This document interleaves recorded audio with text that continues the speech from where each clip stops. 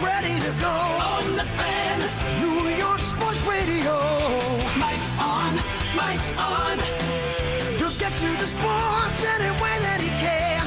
It's Mike Francesa on the Fan. Sports Radio 66 and 101.9 FM, WFAN.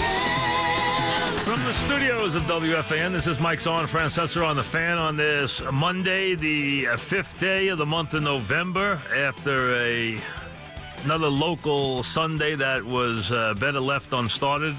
The Giants, no complaints about them today because, hey, they didn't play. So, hey, it's one of the better weeks they've had. As a matter of fact, one of the better Sundays they've had all season. Maybe the best, as a matter of fact. So no action next Sunday, but they will be in action next Monday night. It's all about the Jets and the sky is falling. And here's the bottom line, folks. Everyone can scream and yell and rant and rave, and I understand.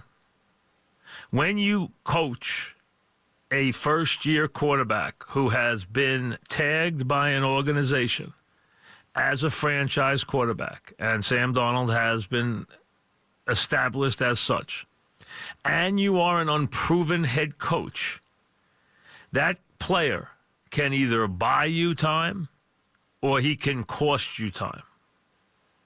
It's one or the other. Look at Cleveland as an example. You will not remain the same because it becomes about him. It doesn't become about just you. It becomes about him, his development, his comfort level, how the team is responding to him, and how everything is seen through his eyes. Because that's what this year is dedicated to, and that's what happens when you bring one of these guys in. Why did they get rid of Jackson and Haley in Cleveland? Because they did not feel they were developing the quarterback.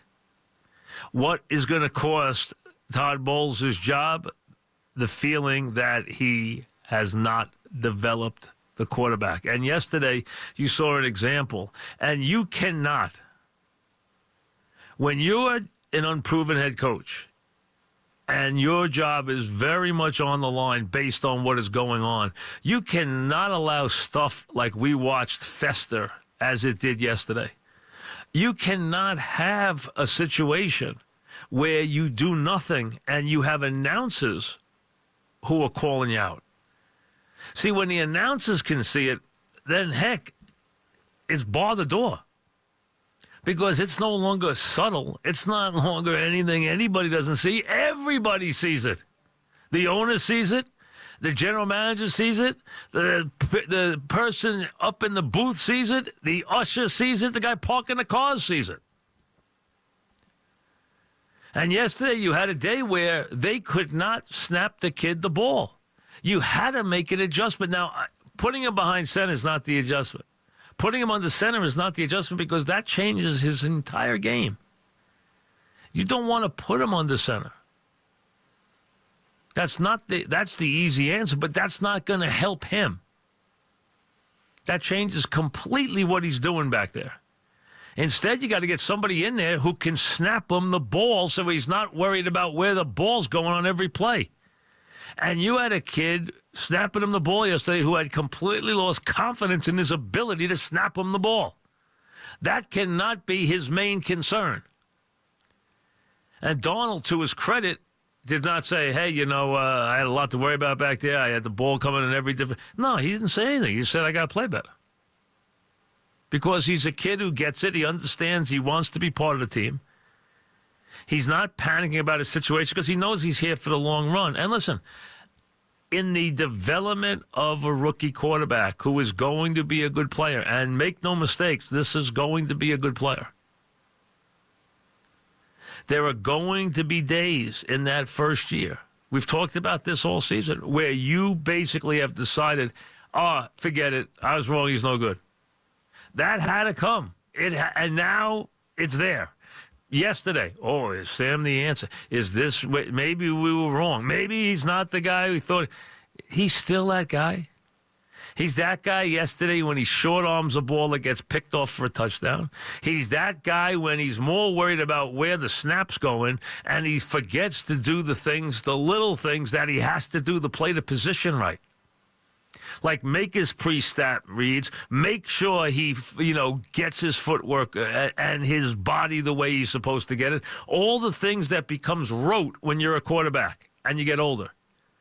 There's a reason why these guys in a league where veteran quarterbacks, by absolute rote, complete 65 to 68 to 70% of their passes, these kids struggle to complete 55% of their passes. Why? Because it's not natural to them yet. It hasn't become second nature to them yet. It will. It doesn't happen overnight. But when you are a coach, you've got to help your quarterback, and you have to be aggressive inside a game where you're making adjustments. If you watched the Green Bay game last night, you watched two teams that subtly made adjustments throughout the entire game. I mean, New England banged on the door so many different ways before they finally hit. It was ridiculous. And I'll get to that game because it was a fascinating game. And one that was much closer than the final score. The final score did not tell the story of that game even a little bit. But that happens in the NFL. But back to Bowles. Should he go to the bench? I don't think so. I don't think it's necessary. The answer to that is not based on what's on the film or the video.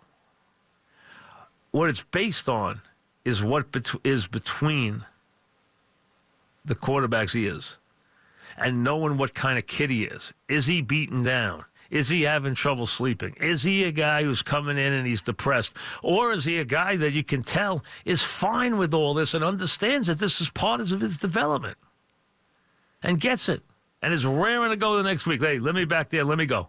I'm telling you right now, you could have put Sam back out there for a doubleheader. He would have been fine. Made mistakes? Absolutely. Made lousy throws? Absolutely. Threw a bunch of picks? Yep. Missed things? Yep. Be fine. He's got the exact right temperament, and it will all be for the good. But you cannot be the guy in charge of that team and allow that to go on play after play after play and not fix the problems that this team has had with penalties, with pre-snap penalties, with little things. And listen, their defense didn't play badly yesterday. Now, Miami didn't offer much of an offense, but they didn't play bad defensively. They played pretty well defensively. The offense for the Jets was just dreadful. And you know what? You can get a couple of these receivers to run a route and to catch a ball. I mean, geez. Would be nice once in a while.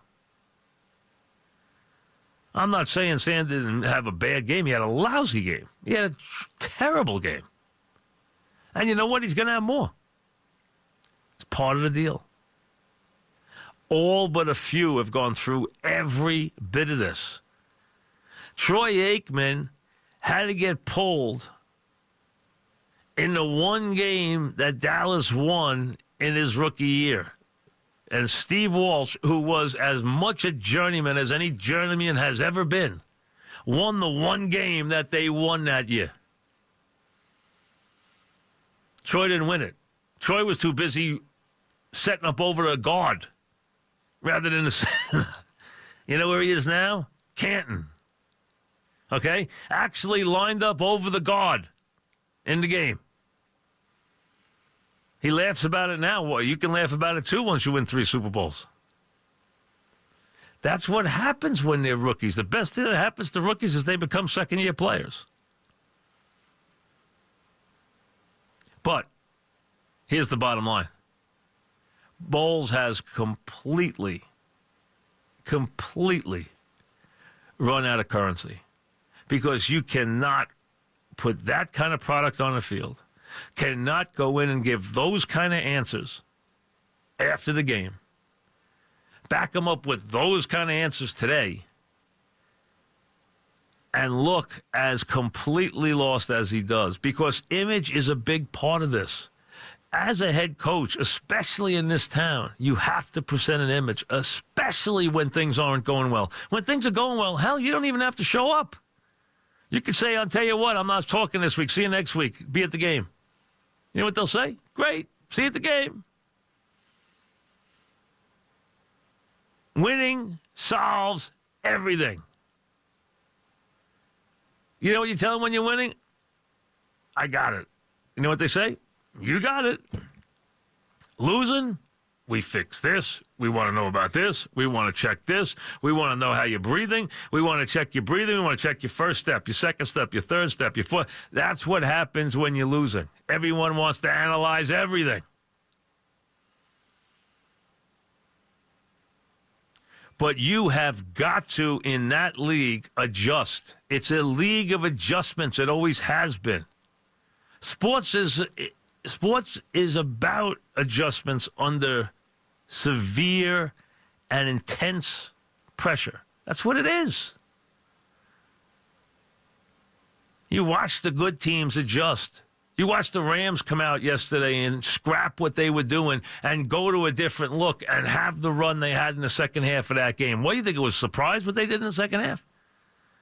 Or the same thing last night where the Pats, who just couldn't figure out anything till they had to dust off an old Edelman pass to get things started. Although that fumble down the 28-yard line to open the fourth quarter absolutely changed the entire game. They were in control. Changed the entire game. Unforced happens. Packers got to be sick. 2 fumbles in the last 2 weeks have cost them dearly. They could have won both those games. Those are rough.